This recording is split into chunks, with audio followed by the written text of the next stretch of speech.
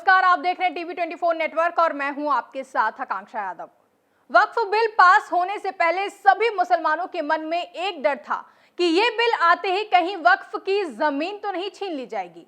विपक्ष भी लगातार दावा कर रहा था कि वक्फ संशोधन बिल लाकर सरकार मुसलमानों की दान की गई संपत्ति पर कब्जा करना चाहती है, जिसके लिए विपक्ष ने सड़क से लेकर सदन तक विरोध किया और कई मुस्लिम संगठनों ने भी बिल का विरोध किया, साथ ही प्रदर्शन भी किया।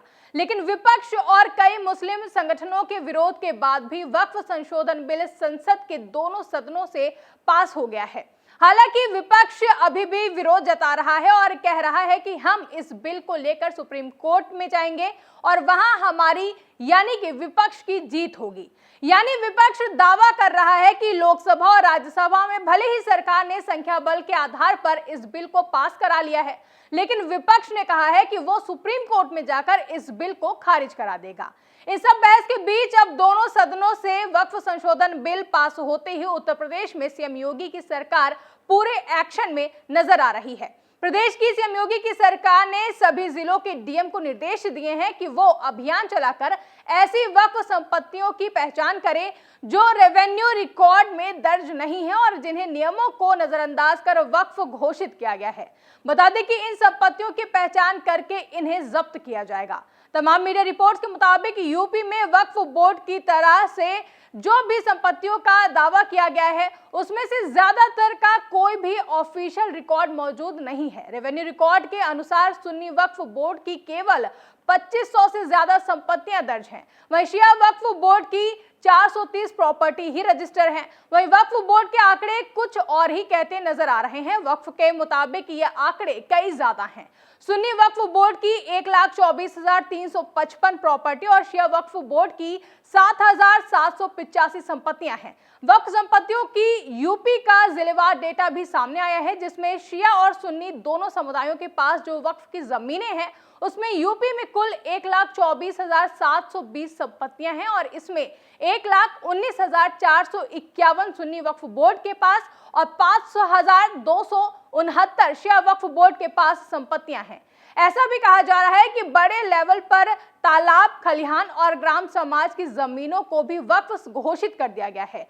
इसको सरकार की तरफ से पूरी तरह अवैध माना गया है। तमाम मीडिया रिपोर्ट्स के मुताबिक अधिकारियों का कहना है कि केवल वो ही संपत्तियां वक्फ की मानी जाएंगी जो साफ तौर पर दान की गई हों। सरकार ने अपना रुख साफ कर दिया है कि अवैध तरीके से घोषित की गई हर एक प्रॉपर्टी पर कानून के हिसाब से कार्रवाई होगी।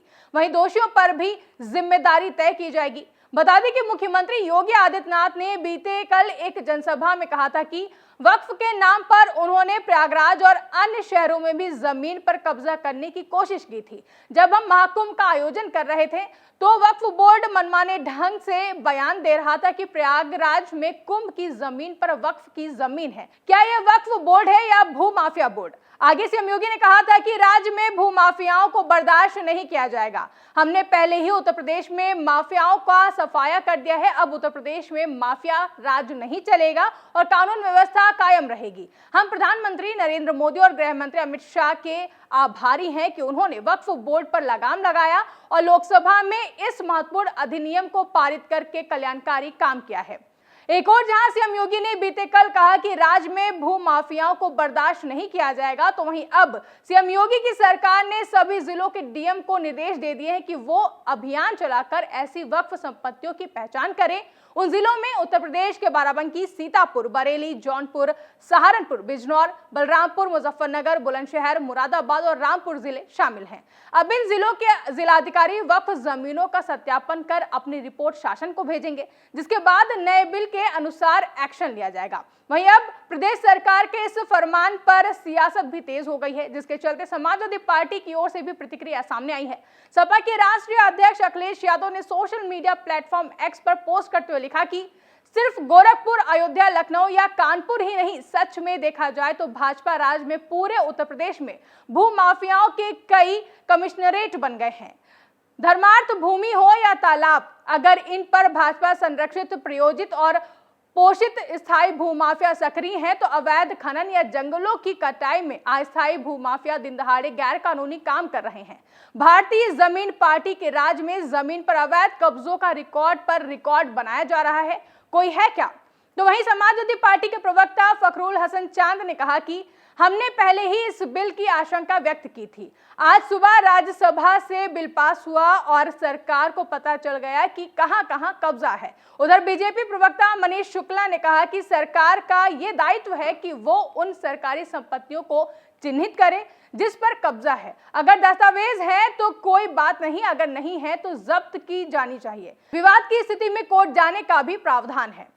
एक और जहां सत्ता पक्ष और विपक्ष के बीच में लगातार बयानबाजी सुनने को मिल रही है और समाजवादी पार्टी ने यूपी सरकार के फैसले की आलोचना की है, तो वहीं बसपा सुप्रीमो मायावती ने भी वक्फ संशोधन बिल को लेकर सोशल मीडिया प्लेटफॉर्म एक्स पर लिखा कि संसद में वक्फ संशोधन बिल पर सत्ता व विपक्ष को सुनने के बाद निष्कर्ष यही निकलता है कि केंद्र सरकार अगर जनता को इस बिल को समझने के लिए कुछ और समय दे देती और उनके सभी संदेहों को भी दूर करके जब इस बिल को लाती तो ये बेहतर होता। वहीं एक अन्य पोस्ट में बसपा सुप्रीमो ने लिखा कि लेकिन दुख की बात यह है कि सरकार ने इस बिल को बहुत जल्दबाजी में लाकर जो इसे पास करवाया है ये उचित नहीं है और अब इस बिल के पास हो जाने पर यदि सरकारें इसका दुरुपयोग करती हैं तो फिर पार्टी मुस्लिम समाज का पूरा साथ देगी, यानी कि ऐसे में इस बिल से पार्टी सहमत नहीं है।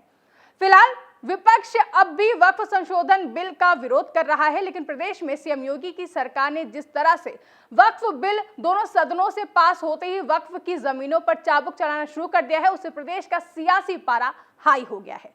फिलहाल के लिए इस रिपोर्ट में बस इतना ही। इस रिपोर्ट को लेकर आपकी क्या राय है कमेंट करके हमें जरूर बताएं। साथ ही ऐसी तमाम बड़ी खबरों के लिए आप बने रहें टीवी 24 नेटवर्क के साथ।